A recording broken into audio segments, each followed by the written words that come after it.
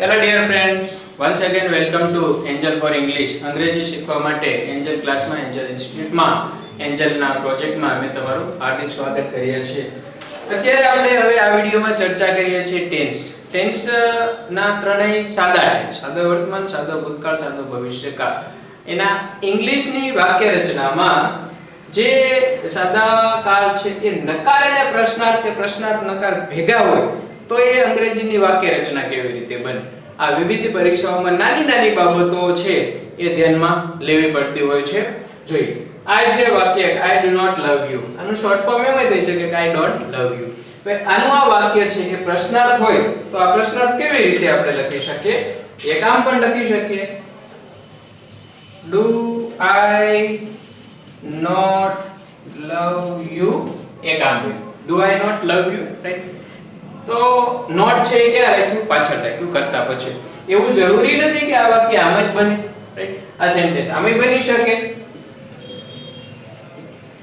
Don't I love you, don't I love you. તો શું કર્યું? નોટ ને જો આગળ લઈએ તો પછી આમ નહીં લખાય. હા, ડુ નોટ આમ નહીં, do not I love you એમ. શું કર્યું? જો નોટ આગળ રાખો તો ડુ અને નોટ ને ભેગું કરી દો, એટલે કે don't I love you second. She doesn't know you, તેણી તમને ઓળખતી નથી. આ વાક્યને આપણે પ્રશ્નાર્થમાં લઈ જઈએ તો આમ પણ થઈ શકે, does she not know you.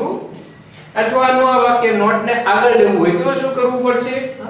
does not she એમ નહીં, doesn't she know you. શું તેણી તમને નથી ઓળખતી? તો શું ભેગું કરી દીધું?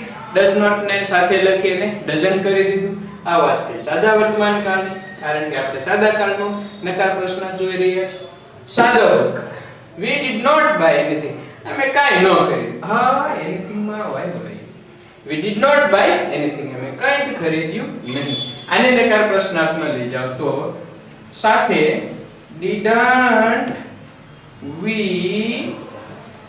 buy anything. શું અમે કશું જ ન ખરીદ્યું?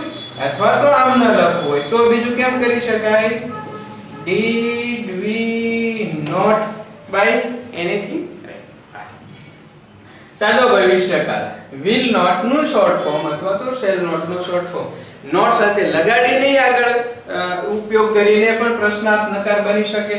તો will not નું શોર્ટ ફોર્મ willn't નહીં થાય, won't થશે. won't you earn any rupees. શું તમે એક રૂપિયો નહીં કમાઓ?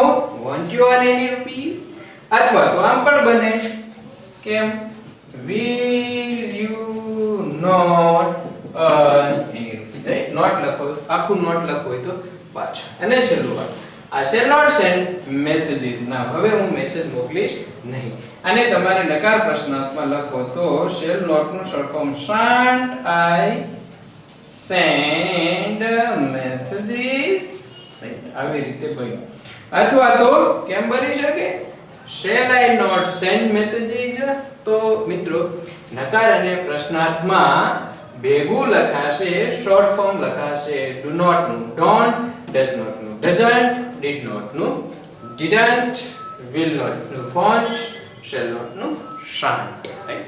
આ છે સાદા કાળ નકાર અને પ્રશ્નાર્થની વાક્ય રચના ઇંગ્લિશ. થેન્ક્સ.